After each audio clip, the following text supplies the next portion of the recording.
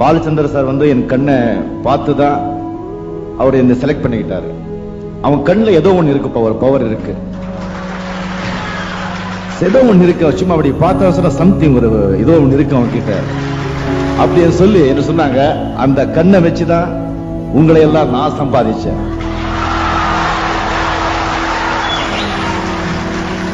அந்த கண்ணை நான் இப்போ தானம் பண்ணிட்டு இருக்கேன். என் கண்மணிகள், நீங்களும் அதை தானம் பண்றீங்க. என்னுடைய கண்மணிகள் லட்ச பேர்ல இருக்காங்க. ஆண்டவனுங்கிறது எங்கேயோ நமக்குள்ளதான் இருக்கான்.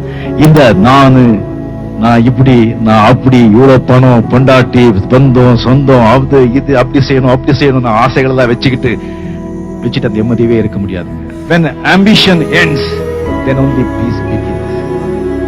ஆசைகள் எப்போ உங்களுக்கு குறையுதோ அப்போதான் நிம்மதி தானா மேலும். ரொம்ப நாளா என் மனசுல இருக்கிறது.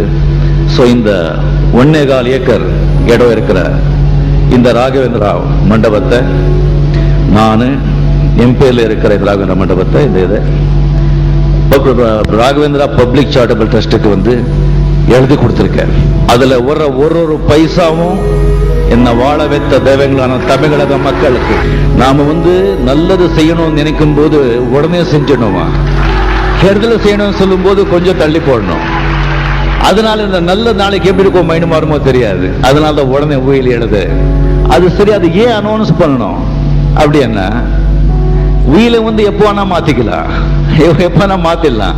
ஆனா மேடையில வந்து சபையில கொடுத்த வாக்க மாத்த முடியாது. எப்பவுமே வந்து நாளைக்கு என் பசங்க மட்டும் இல்லை, எல்லாருமே இங்க இருக்கிற நாளைக்கு பத்தி நாம திங்க் பண்ணிட்டு இருப்போம்.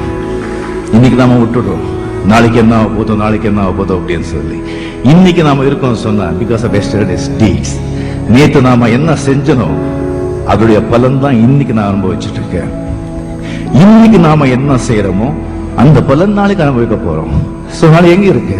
நம்ம கையில தானே இருக்கு. நாளைக்கு நல்லவங்களா இருக்க வேண்டாம், நல்லவங்களா இருக்கணும்னு நினைச்சாலே போதும், செய்கைகள் தானா வந்து வரும். வாழ்க்கை நீங்க நல்லா இருக்கணும்னு சொன்னா நீங்க கடவுளை விட, பொண்டாட்டியை விட நல்ல நண்பர்களை தேர்ந்தெடுங்க. நான் அனுபவிச்சு சொல்றேன், ரொம்ப அடிபட்டு சொல்றேன், அந்த சிகரெட் பழக்கத்தை விட்டுடுங்க. தயவு செஞ்சு நல்லவங்க வாழுவாங்க, கொஞ்சம் நேரம் ஆகும், அவ்வளவுதான். சோதனை வரும், சாதனை எப்போ ஆகும்? நீ சோதனையை சந்திச்சாதாயா சாதனை ஆகும். சாப்பிட்டது உடம்புலயே தங்கிட்டா உடம்பு கெட்டு போகும், சம்பாதிச்சது நாமளே வச்சுக்கிட்டா வாழ்க்கை கெட்டு போகும். டாப்ல போறவங்க எல்லாருமே தனியாதான் இருப்பாங்க.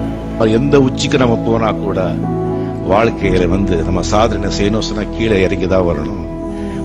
மறுபடியும் போகணும். உச்சியில போயிட்டு உச்சிலே இருந்தோம் சொன்னா, உச்சிலேயே நம்ம இருக்கோம் சொன்னா காணாம போயிடுவோம். சாதனை பண்றதுக்கு கீழே வரணும். வாழ்க்கையும் அப்படிதான். பல கல்யாணம் பண்ண சந்தோஷம் ஆயிடுச்சு, 60 வருஷம் பையன் சொன்னா பையன் கல்யாணம் பண்றதுக்கும் கீழே இறங்கி வரணும், பொண்ணு கல்யாணம் பண்றதுக்கும் கீழே இறங்கி வரணும். நிம்மதி சந்தோஷம் சொன்னா நிம்மதி டக்குன்னு போயிடும், மறுபடியும் சந்தோஷத்துக்கு கீழே இறங்கி வரணும். இறங்கி மேலே போறதா வாழ்க்கையை, அது சந்தோஷமா செய்யறாங்க. Many people don't believe miracles. Miracles do happen. See, an ordinary bus conductor sharing a dais with the greatest living legends, it's a miracle. Miracles do happen.